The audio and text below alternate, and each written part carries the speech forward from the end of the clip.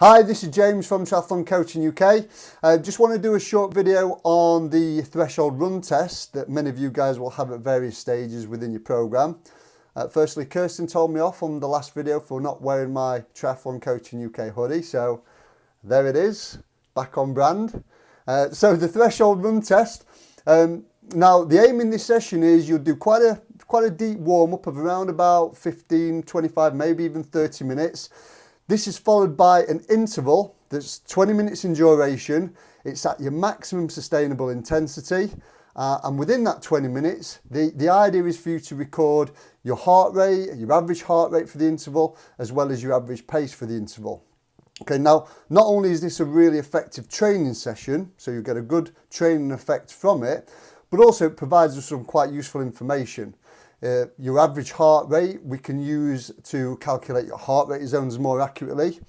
Initially they may be based on a predicted maximum heart rate or even a known maximum heart rate, but actually it's the percentage of that maximum heart rate that you're able to sustain rather than what your maximum is that is more usable. So this is your functional threshold heart rate, and we can set your heart rate zones based on this. We can also use it to monitor your progress over time. So particularly if you sort of return to the same place to perform this test, we can sort of look at what your average pace is and see what sort of distance that you're covering over that 20-minute interval. Okay. Now, in order to perform this test well, you need to really find somewhere that, is fairly flat, quite well lit, particularly at this time of year, somewhere that you can work hard for 20 minutes without sort of being interrupted by crossing roads, pedestrians too much. I know it sounds impossible, but perhaps laps of a park could work quite well. A lot of people actually like to use park runs or 5K run events to actually perform the threshold run test.